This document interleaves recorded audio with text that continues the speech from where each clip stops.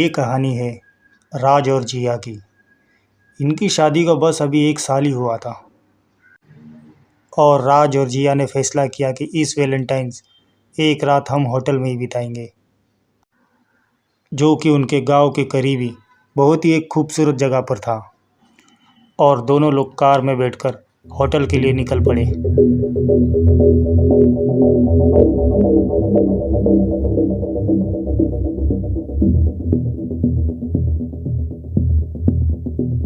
और जब ये दोनों होटल तक पहुँचे तो जिया को होटल बहुत ही पसंद आया और जिया ने राज से कहा, होटल तो बहुत ही खूबसूरत है, रूम तो अंदर से बहुत ही खूबसूरत था और बेडरूम तो उससे भी अच्छा। और दोनों ने साथ में ही खाना खाया और टहलने के लिए बाहर चले गए, कुछ सुकून पल एक साथ बिताने के लिए। और जब ये दोनों टहलकर वापस आए तो तकरीबन रात के 12:30 बज चुके थे और राज को बहुत थकन सी महसूस हो रही थी और जिया जो कि रात को लेट तक जागती रहती थी। और जिया कुछ देर हॉल में बैठकर टीवी देखने लगी और राज से कहा, मैं थोड़ी देर बाद बेडरूम में आती हूँ। और राज जिया की बात सुनकर बेडरूम में सोने के लिए चला जाता है और थोड़ी ही देर बाद उसे नींद लग जाती है।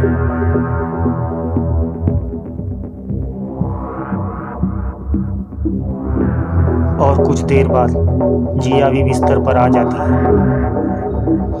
और राज को अपने सीने पर जिया का गर्म हाथ महसूस हुआ और राज की आंखें खुल जाती है और जिया से कहता है, मुझे लगता है तुम्हें मूवी बहुत पसंद आई है, मुझे इतनी गर्मी क्यों लग रही है, मैं जाकर थोड़ा पानी पीकर आता हूँ।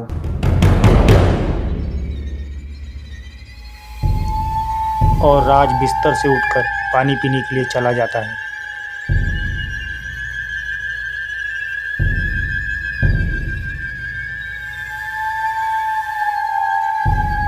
और राज जैसे ही हॉल की तरफ चला जाता है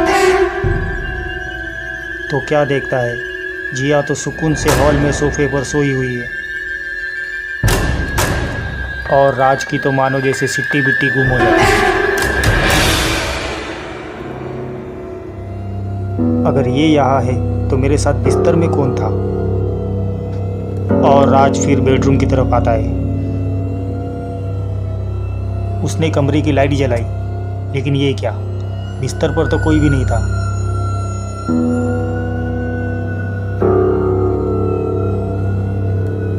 और अगली सुबह जब जिया सोकर उठी तो राज ने उससे पूछा,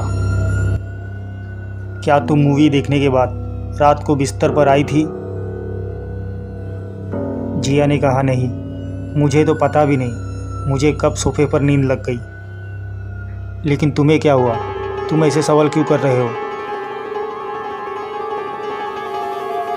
राज के साथ उस रात एक अजीब सी अनहोनी हो गई थी, इसीलिए राज उस वैलेंटाइंस की रात कभी नहीं भूला।